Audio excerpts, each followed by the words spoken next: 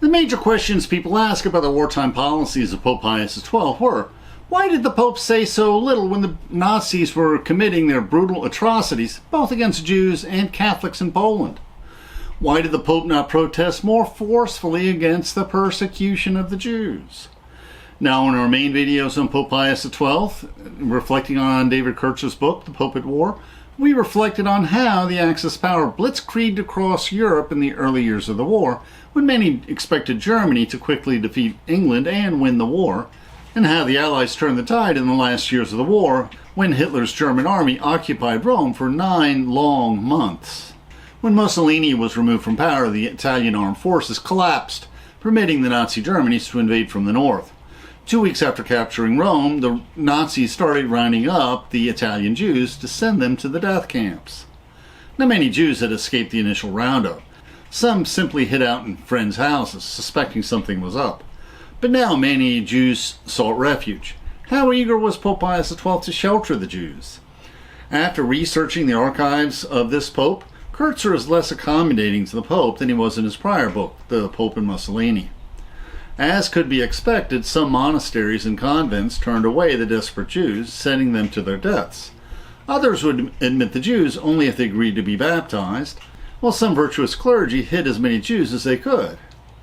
And the Vatican newspaper for once broke its silence, complaining about how Jews who were baptized Catholics were also rounded up for the concentration camps. But regarding the thousands of Jews sent to their deaths, Pope Pius XII judged that it was best to say nothing. My major criticism of Kurtzer is he may have been a bit too harsh on Pope Pius XII in his policy towards the Jews, and that he buried an important fact in the footnotes that should have been included in the text.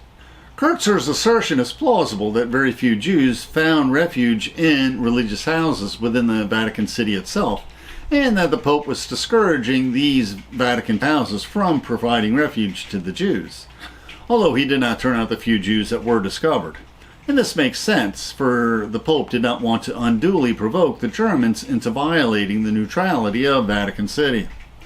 But the footnotes also discuss a conversation between the American envoy and the cardinal that 180 religious houses outside the Vatican sheltered over 6,000 Jews, but cautioned against publicizing the fact while the Germans remained in Italy.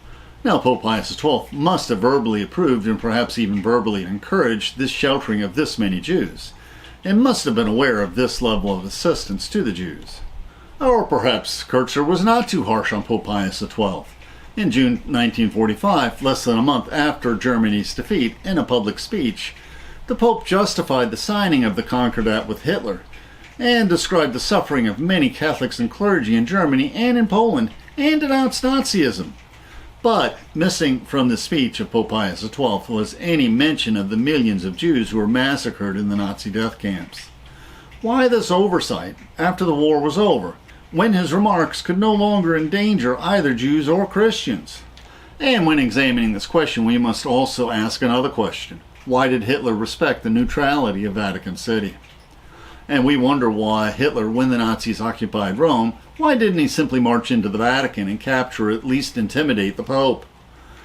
Perhaps he respected the fearlessness of the Pope, as he knew that Pope Pius XII could not be easily intimidated.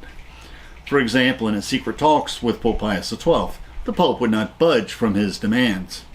And historians often forget that Hitler's hatred of the Jews was more than ideological.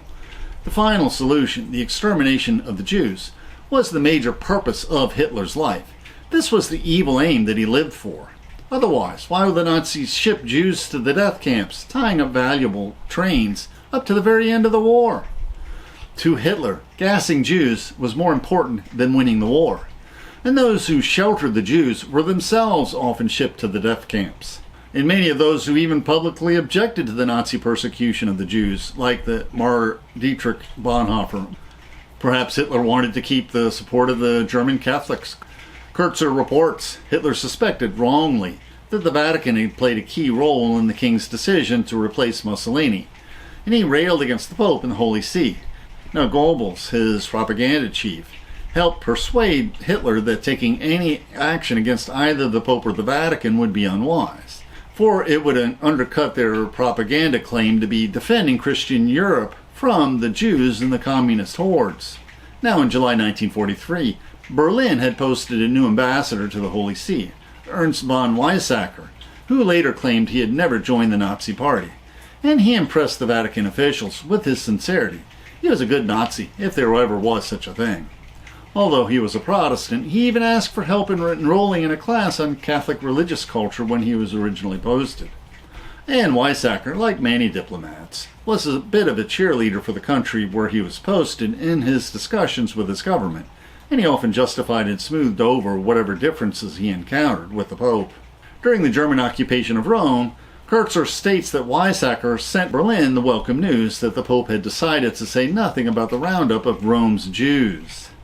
Later in the occupation, Weizsacker said in a message that the Pope is working 6 days a week for Germany, and on the 7th day he prays for the Allies.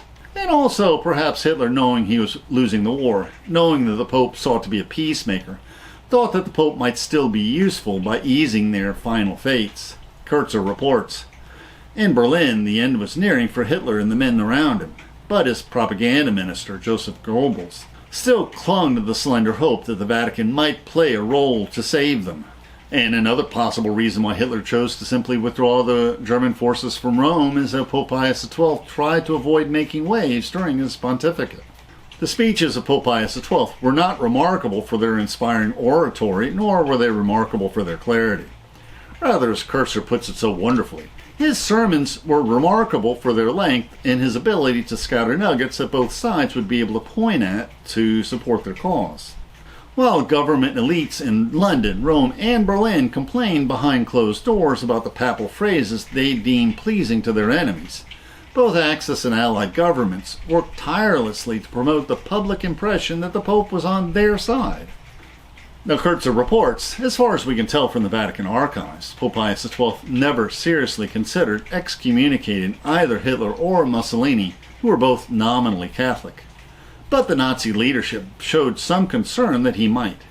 Now, if the Pope had excommunicated Hitler, he would likely have been thrown into a cattle car heading for Auschwitz when the Nazis occupied Rome. With the hindsight available to historians, Kurtzer does ask some pointed questions. He asks, the speed with which the whole apparatus of Italian fascism crumbled when the king deposed Mussolini in mid-1943, with barely a peep of public protest, shows how tenuous the Duce's hold was on the Italian people in the end. What would have happened if the Pope had denounced Italy's impending entry into the war in 1940 and had denounced the constant use the fascists were making of church authority in justifying their demonization of the Jews? How many of the men who murdered Jews or helped round them up to be sent to their deaths saw themselves as good Catholics? And perhaps the best answer to many of these questions is to simply observe that when the cardinals selected a new pope after the passing of Pope Pius XI, they chose to select a pope that had never been a pastor, a pope that had been a diplomat all his working career. For all his faults, and he has many, Pope Pius XII was unquestionably the most able diplomat in the World War II era. You can question his moral convictions, but he never showed fear when confronting evil. In our other videos, we reflected on the secret back channel set up between Hitler and Pope Pius XII in the beginning of his pontificate, and how the experiences of the Catholic Church affected the proceedings and decrees of the Second Vatican Council, called less than 2 decades after the end of the Second World War.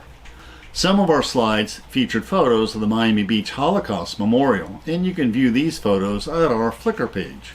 The YouTube description includes a link to our PowerPoint script that we uploaded to SlideShare and also our blog. And please consider becoming a patron of our channel. Plus, you can click on the Meetup or small M icon to participate in our online discussions, where we practice our future YouTube scripts. And please click on the links for other videos that will broaden your knowledge and improve your soul.